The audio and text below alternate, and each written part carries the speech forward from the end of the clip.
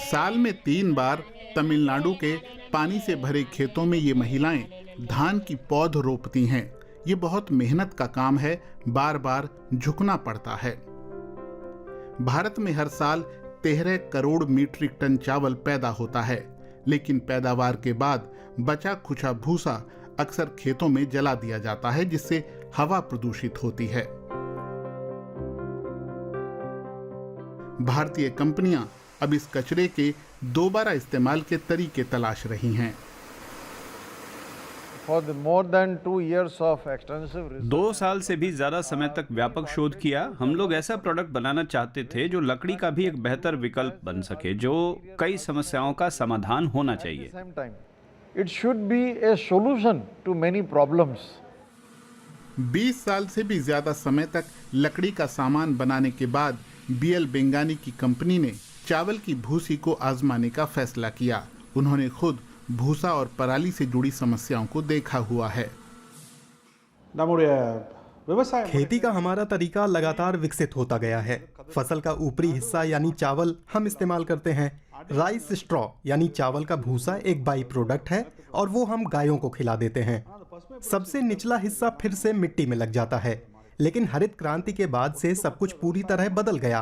पूरी खेती ही बदल गई। खेती के हमारे मौजूदा तरीकों में रिसाइकलिंग और रीयूज के विकल्प कम ही मिलते हैं।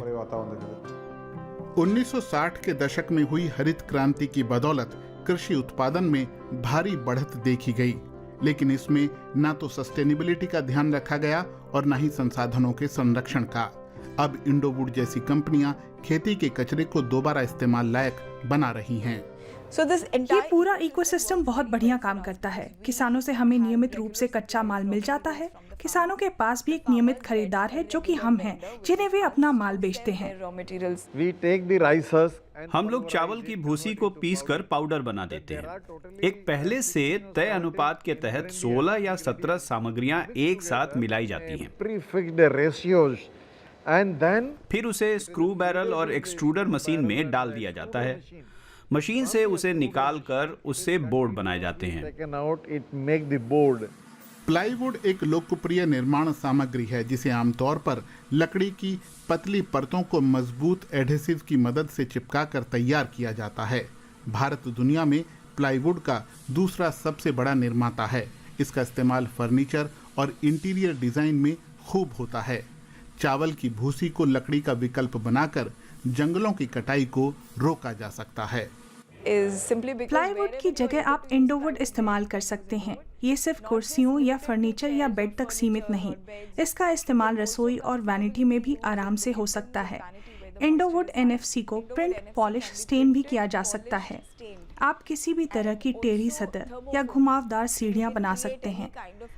कुछ बनाना है तो सब मुमकिन है। फिलहाल इंडोवुड भारत के 12 राज्यों में सक्रिय है। उसका माल ऑस्ट्रेलिया, न्यूजीलैंड और ओमान भी जाता है। लेकिन कंपनी अपने अंतर्राष्ट्रीय कारोबार को और विस्तार देना चाहती है।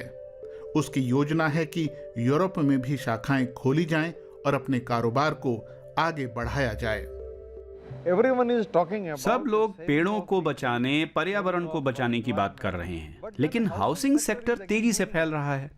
ये डिमांड और सप्लाई बराबर नहीं है। सप्लाई आनी चाहिए सस्टेनेबल, इको फ्रेंडली प्रोडक्ट से, क्योंकि कुदरती सामान दिन ब दिन कम होते जा रहे हैं और दिन ब दिन महंगे भी। बचे हुए सामान का व्यावसायिक इस्तेमाल जरूरी है। जमीन से मिले कचरे से आमदनी का तरीका विकसित करना होगा, जिसे प्रोसेस्ड, रिसाइकल्ड, कमर्शियलाइज्ड किया गया हो और वो सर्कुलर इकोनॉमी का हिस्सा हो। भविष्य में इंडोवुड नारियल के रेशों, अनानास की पत्तियों, कोकोआ के भूसे और दूसरी फसलों के कचरे से प्लाईवुड तैयार करने की संभावनाएं तलाशना चाहती है।